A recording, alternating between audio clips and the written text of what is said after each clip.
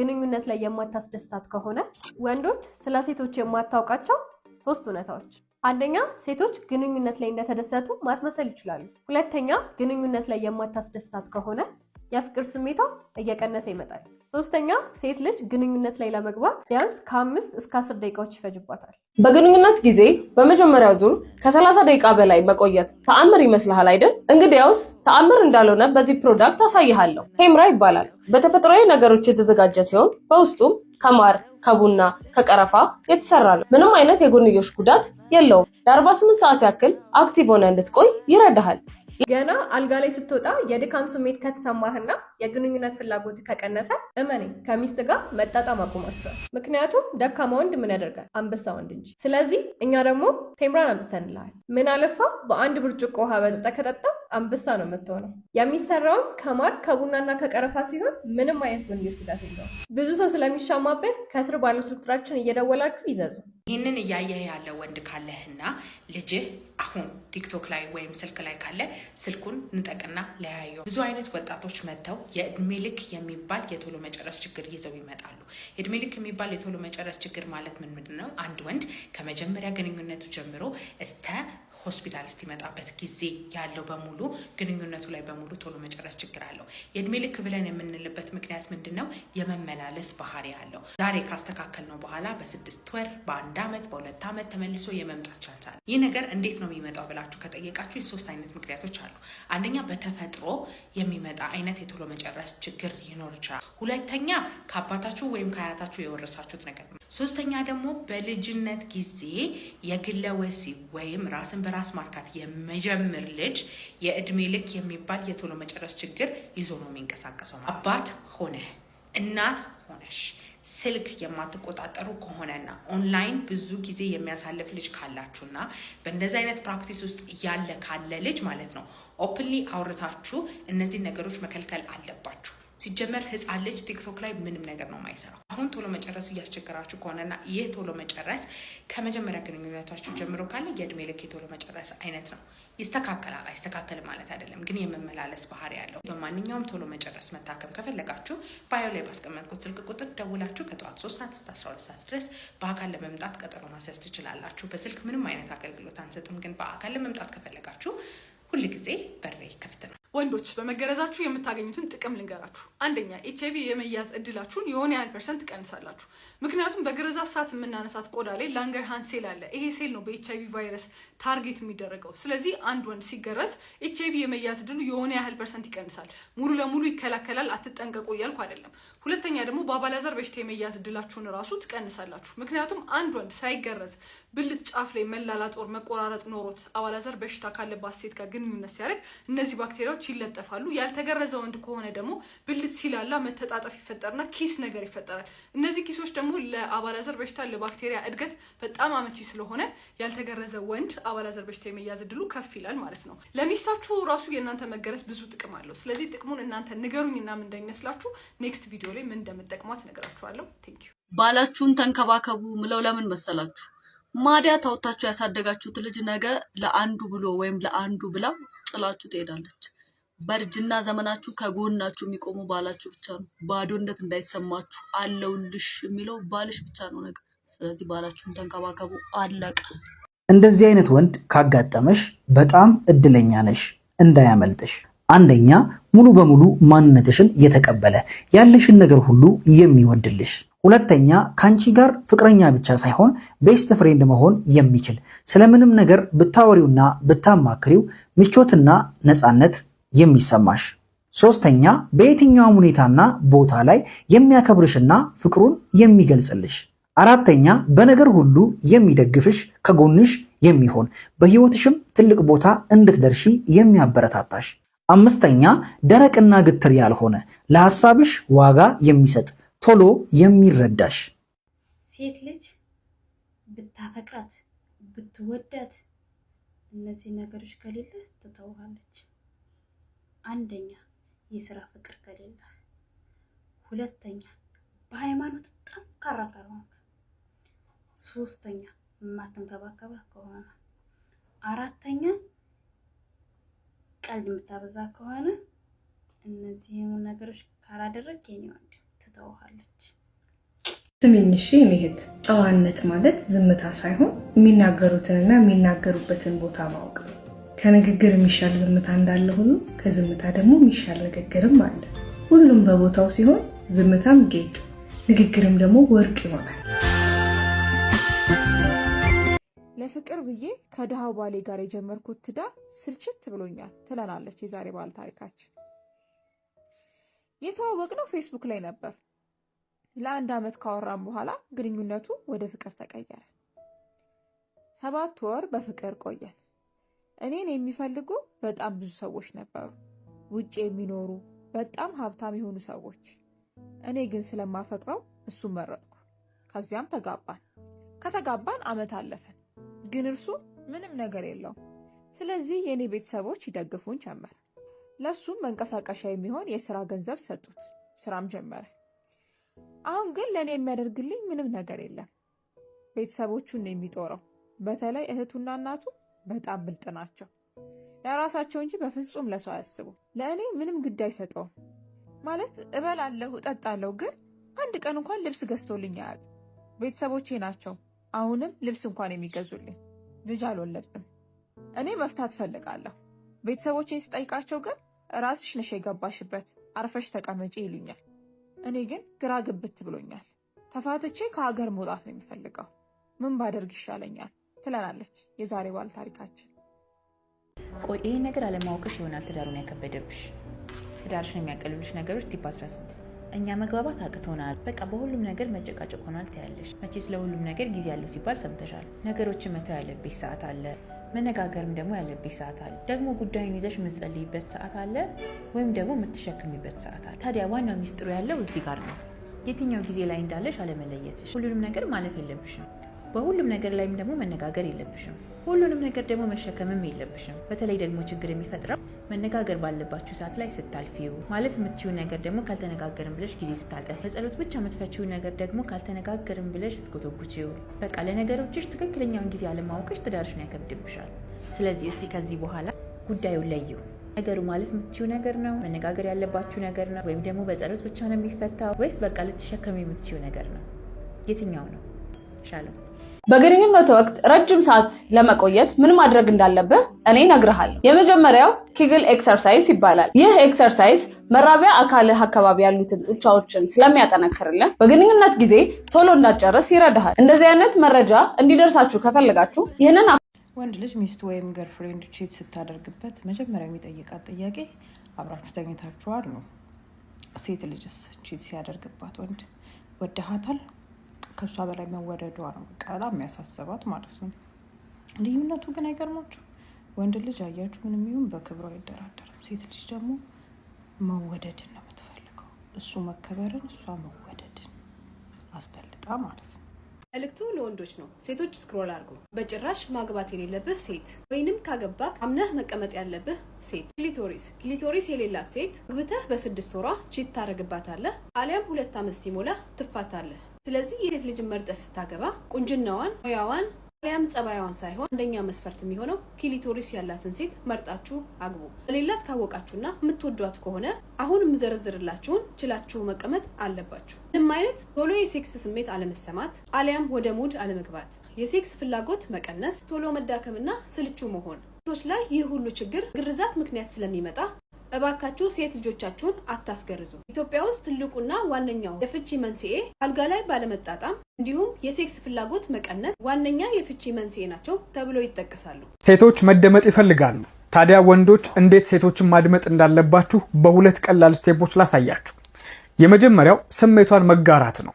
ለምሳሌ የሚያስፈራ ነገር እያወራችሁ ከሆነ እውነትሽን ነው ያስፈራል፣ የሚያስቅ ነገር ከሆነ እየሳክ፣ የሚያሳዝን ከሆነ የእውነት የሚያሳዝን ነው እያልክ የእውነት ስሜቷን ትጋራታለህ። ሁለተኛው ምን ልታግዛት እንደምትፈልግ ጠይቃት። በራስ ግምት ጉዳዩን ለመፍታትና ፊክስ ለማድረግ አትሯሯጥ።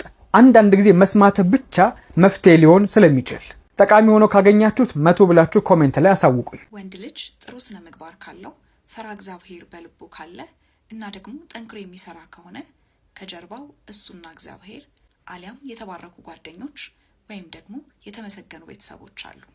ወዳችኋለሁ ባይ። ዋጋችሁን ከሚያሳንሱ ሰዎች ትንሽ የሚያረጓችሁ ቫልዩ የማይሰጧችሁ በቃ እንደዛ አይነት ሰዎች ከሆኑ አብሯችሁ ወይም ዙሪያችሁ ያሏችሁ ሰዎች እንደነዛ አይነት ሰዎች ከሆኑ ቶታሊ እራቋቸው። ለምን ቶክሲክ ናቸው። እናንተን ውስጣችሁን ሳይኮሎጂካሊ በቃ አቢዩዝ ለማድረግ ፐርፐዝሊ ስለሆነ የሚሄዱበት እንደነዚህ አይነት ፐርሰናሊቲ ያላቸው ሰዎች እራቋቸው። ሁለተኛው ደግሞ ውስጣችሁ ከሊትን አታገኛት፣ ይቅርብሽ፣ አታገኙ እያላችሁ ከሆነ ውስጣችሁን እመኑት፣ አዳምጡት። ለምን አሁንም ዳሜጅ ያደርሱባችኋል።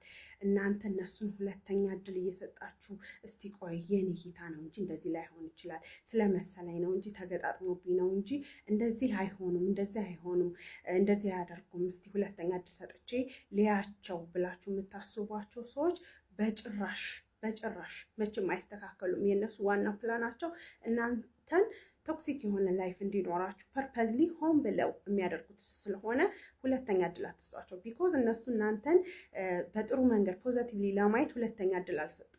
እናንተ ደግሞ ያንን ማድረግ የለባችሁም፣ ቆርጣችሁ ጣሏቸው። ሶስተኛው እናንተ የምታረጉላቸውን ፌቨር የምትሰሩላቸውን ጥሩ ነገር የምትሆኑላቸውን ቫልዩ የማይሰጡ ኖርማል ተራ ምንም ነቲንግ ምን ታካብጃለች ታካብዳለህ፣ ይሄ እኮ ተራ ነገር ነው፣ ለእኛ ጓደኝነት ከዚህ በላይ ይደረጋል፣ ለእኛ ቤተሰብ ከዚህ በላይ ምናምን፣ ይሄ ያላ እናንተ ማኒፑሌት የሚያደርጉበት መንገድ ስለሆነ ቫልዩ ካልሰጡት አሁንም ደግማችሁ አታድርጉት። ይሄን ለማለት ወዳለሁ። እኔ ልዩ ጋሻው ነኝ፣ ፕሮፌሽናል ሳይኮሎጂስት ኤንድ ሳይኮቴራፒስት። ቴንክ ዩ ፎር ዋቺንግ፣ ሃቭ ኤ ጉድ ዴይ፣ ባይ። በፍቅር ስም እብድ ሴት በራስህ ላይ በህይወትህ ላይ አንግሳትና ህይወትህን ምስቅልቅሉን ታወጣዋለች። ከሚስቴ ጋር በኖርንባቸው 8 ዓመታት ውስጥ ወንድነቴን እንኳን የሚፈታተኑ ብዙ ነገሮችን አርጋኝ ችያት ኖሬ ነበር። ዛሬ ግን መታዋት ስልሽ ሀውለት ቀላል ምት ለኮፍ እንዳይመስልሽ፣ በጣም ነው የመታዋት። ሁሉ ነገር ከትዕግስቴ ከአቅሌ ከሐሳቤም በላይ ሆኖ ነበር። ከመታዋት በኋላ ወዴት እንደሚሄድ እንዴት እንደሚሄድ ሳላቅ ቤቴን ለቅቄ በደመ ነፍስ እየተራመድኩኝ ስወጣ እያሰብኩ የነበረው አንድና አንድ ነገር፣ እኔ ለማንም የምረባ ሰው አይደለሁም፣ ለማንም የምጠቅም ሰው አይደለሁም። እዚሽ ምድር ላይ መኖር የለብኝም። ለሚስቴም ለልጆቼም ለቤተሰቤም ለራሴም አልሆንም። መሞት ነው ያለብህ እያለኝ ጭንቅላቴ በደመ ነፍስ ስራመድ የመጀመሪያዋ ሴት ልጄ ደጅ ላይ ከልጆች ጋር ስትጫወት በርቀት አየች። አባቢ ብላ እየተንደረደረች ወደ እኔ መጣ። አሁን አይደል እንዴ ከስራ የመጣኸው አባብቴ? ወዴት ልትሄድ ነው? ደብሮ ከሆነን ይመጣልሃለሁ፣ እባክህ የትም አትሄድ አለችኝ። እየሰማኋት አልነበረም። እንደነገርኩሽ በደመ ነፍስ ነበርኩኝ የምንራመደው። ፍጥነቴ የሩጫን ያህል ነው። ፊቴ ሌላ ሰው መስሏል። ያኔ መታግሬ ላይ ስትጠመጠም ሕፃን ልጅ መስላ እንኳን አልታየችኝም። አንስቼ ወደዛ አሽቀነጠርኳት። በዛ ሰዓት ያቺ ጨቅላ ልጄ ሄዳ ባፍጥሟ ተደፋች። እርር የሚለውን የልጄን ድምፅ ስሰማ እንደ መባነን ብዬ ዞር ያልኩት ሳያት ባፍጢሟ ተደፍታ እሪ ብላ እያለቀሰች ነበር። በጣም ደነገጥኩኝ፣ ባነንኩኝ። እየተንደረደርኩኝ ሄጄ ከወደቀችበት ሳነሳት ግንባሯ ላይ ደም አየሁ። ተርበተበትኩኝ። ወደ ጎረቤት ግቢ እየሮጥኩኝ ገብቼ ውሃ ይዤ መጥቼ በደም የተለወሰው ፊቷን ማጠብ ስጀምር ጉዳቱ ትንሽ ነበር። ትንሽዬ ድንጋይ ቦጨር ነበር ያደረጋት። በዛ ሰዓት ግን የእሷ ለቅሶና መንቀጥቀጥ፣ ፍራቻዋ፣ እኔን ለመቅረብ መፍራቷ ሳይቀር በጣም አስደነገጠኝ። ከኔ እንደዚህ አይነት ነገሩን እቺ ሕፃን ልጄ አይታ አታውቅም። እሷ ላይ ባደረስኩት ነገር ደንግጣም ፈርታኝም ነበር። እንደዛም ሆኖ ግን አባቷ ነኝና አራቀችኝም። መልሳ መታ እስሬው ሽቅ አለች። ፊቷን አጣጥቤ አጸዳድቻት እሷን አቅፌ ቁጭ ብዬ ወደ አንድ ጥግ ሄጄ እርር ብዬ ማልቀስ ጀመርኩኝ። ከሷ በላይ ልክ እንደ ሕፃን ልጅ፣ ልክ እንደ ቦቀቅላ ልጅ፣ እንደ 5 ዓመት ልጄ እኔም ስቅስቅ ብዬ አለቀስኩ። ልጄ የኔን ማልቀስ የኔን እንባ ስታይ ደንግጣ ህመሟን ረስታ ዝም ብላ እኔን ማባበል ጀመረች። አባቢ ምን ሆነህ ነው? እኔ እኮ ደህና ነኝ፣ ብዙም አላመመኝም እያለች ስታባብለኝ አንጀቴ ተላወሰ። ወደ ራሴ ተመለስኩ። ለእነዚህ ልጆች ስል መኖር እኮ አለብኝ።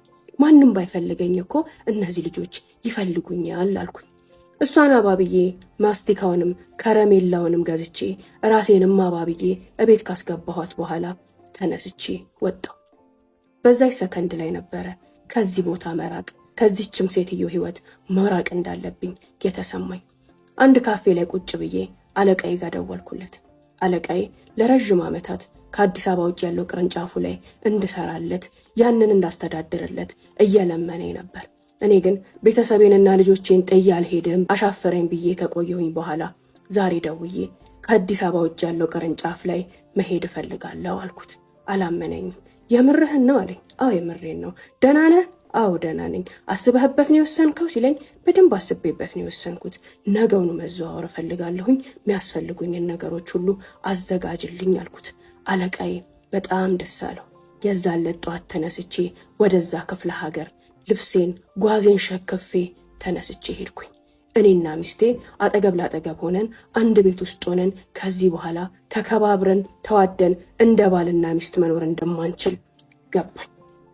ታዲያ በዛ በክፍለ ሀገር ኑሮዬ ላይ ነበረ መርጬ ፈልጌ እችኛዋን ሁለተኛ ሚስት ያገባሁት። እሷን ሳገባ ሳላስብበት ስሜታዊ ሆኜ ድንገትም አልነበረም።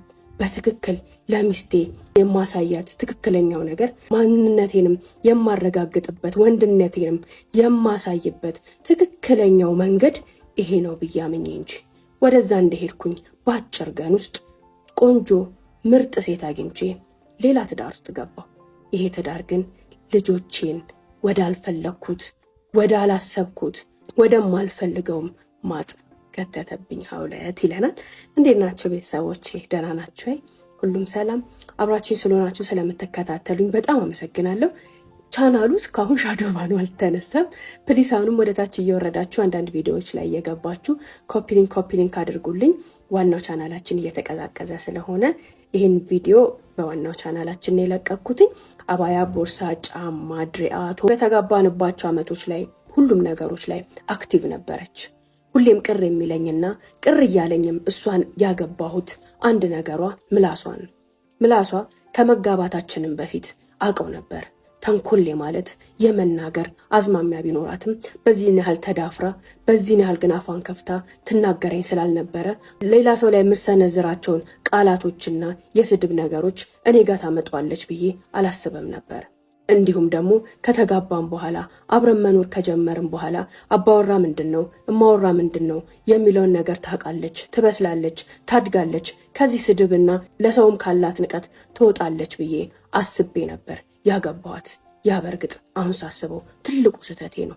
መጀመሪያ በጓደኝነት ጊዜ ወይ ደግሞ ከዛ በፊት የነበረ የትኛውም ባህሪ የትኛውም ቅር የሚለንና መጥፎ ነገር ትዳር ውስጥ ስለገባን ብቻ እንደማይሻሻል በእኔን ያወቅኩት። ብዙ ነገሮቿን በአቅም ከትዳር በፊት ትዳር ውስጥ ስትሆን ትሻሻላለች፣ እኔም አገራታለሁ፣ እኔም ማስተምራታለሁ፣ እድሜና ህይወትም ይገራታል ብዬ አስብ ነበረ። ነገር ግን እነዛ ሁሉ ትገራባቸዋለች፣ ትተዋቸዋለች፣ ትማራቸዋለች ብዬ ያሰብኳቸው ነገሮች ትዳር ውስጥ ከገባች በኋላ እየባሱ ነው እንጂ እየተሻሻሉ አልመጡም። ያን ባልከፋ ያን ሁሉ ችዬ ለመኖር ምንም አይመስለኝም ነበር። ከባዱና ትልቁ ነገር ግን ሚስቴ ከሆኑ ዓመታት በኋላ አብረን ከኖርንባቸው የሆኑ ጊዜያቶች በኋላ አብሶ ልጆችን ከወለደች በኋላ አንድን ባህሪ ያመጣች። ሁሌም ያማታል። አዎ 2 ቀን ራስ ምታት ያማታል። ከራስ ምታቱ ቀጥሎ ወገቧን ያማታል። ከወገቧ ቀጥሎ ደግሞ ሆዷን ያማታል። ያም ቅር አላለኝም። እነዚያ የህመም ሳይክሎች ተፈራርቀው ካለፉ በኋላ ደግሞ የማይቀረው የወርሃዊ ህመም ይመጣል። 7 ቀን ወይም ደግሞ 10 ቀን ድጋሚ በሱ ስታቃስት ስትንከባለል ትከርማለች። ይህ የተፈጥሮ ግዴታ ነው። እንደሚያማትም ሊመጣም ሊሆንም እንደሚችል እኔም የተማርኩ ነኝና እኔም ሰው ነኝና እረዳለሁ። ከዛ በኋላ ያሉ ግን ወሩን ሙሉ አቅጣጫ እየቀያየረ ቦታ እየቀያየረ ሁሌም በሽተኛ የምትሆንበት ነገር ቢያናድደኝም ለቤቴ ለትዳሬ ብዬ ይህንንም ችዬ ኖሬያለሁኝ። እኔና እሷ በወር ውስጥ ከ8 እስከ 10 ጥሩ የባልና የሚስት ግንኙነቶች ካሉን ሀጃ ወጣ። በቃ ደስተኛ ነኝ። ነገር ግን በወር ውስጥ 10ም ቀን 5ም ቀን እንደ ባልና ሚስት ግንኙነት አይኖረን ይችላል። አብሶ ደግሞ አሁን ሌሎቹ ልጆች ከተወለዱ በኋላ ይሄ ይሁን ብዬ እየኖርኩኝ ባለበት ሰዓት ግን ያመጣችሁ ባህሪ ያመጣችሁ ሌላ ነገር ከአቅሜ በላይ ከቁጥጥሬ ውጪ ሆኖ ዛሬ እሷን እስከ መጉዳት እስከ መደብደብ በህይወቴ ለመጀመሪያ ጊዜ ማንም ላይ ያላደረኩትን እንኳን ሴት ላይ ወንድ ልጅ ላይ እንኳን ሰንዝሬ የማላቀውን እጄን እሷ ላይ ሰነዘርኩባት። ያ ከአቅም በላይ ስለሆነ ነበረ ሽሽትን የመረጥኩት ሳልፈታት። የፍክክር ቤት ሳይዘጋ ያድራል ይላሉ። አንተ ዝጊው አንተ ዝጋው ሲባባሉ በሩን ክፍት ይሆናል ፋይናሊ። ከዛ በኋላ ሲጠባበቁ ማለት ነው በሩን ክፍት ይሆናል፣ ሌባም ይገባል፣ እቃ ይዘረፋል።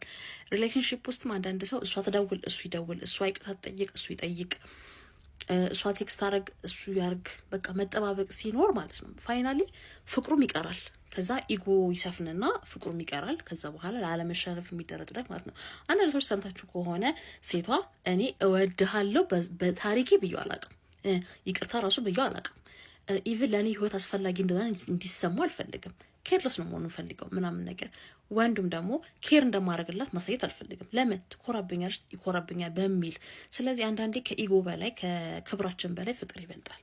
የሚበልጠውን ነገር ስታስቀድሙ ደግሞ ሁለቱም መሸናነፍ አለባቸው ለፍቅር። ባይዘው እሷ ትውደቅ እሱ ይውደቅ የሚባል ነገር የለም። ለፍቅር ዝቅ የምትሉት ለሰው ዝቅ ማለት አይደለም፣ ለፍቅር ነው ዝቅ የምንለው።